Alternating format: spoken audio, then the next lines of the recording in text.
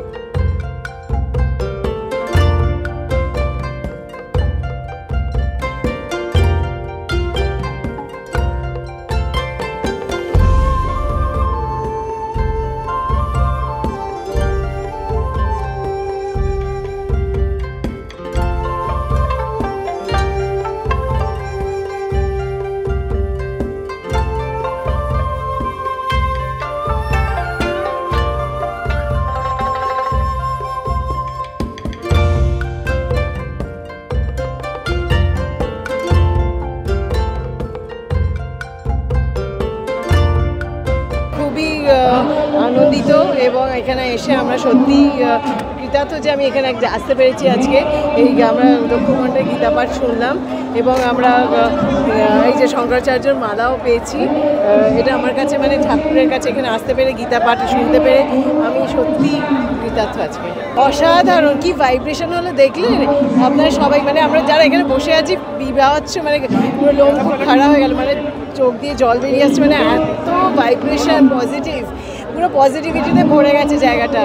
1,37,000 সনাতনী হিন্দুরা আজকে এই মুহূর্তে ব্রিগেডে রয়েছে।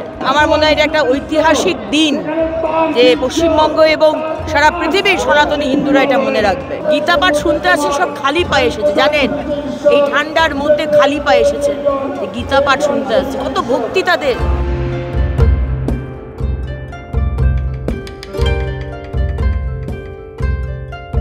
আমরা যে সামনের দিকটায় বসেছিলাম এখানে অন্তত 10,000 লোক, 1 লক্ষের বেশি লোক। ধর্মগ্রন্থ পাঠ লক্ষ মানুষের কণ্ঠে ডিসিপ্লিন হইতে প্রায় 10টা থেকে শুরু হয়েছিল, এখন 3 ঘন্টা অতিবাহিত।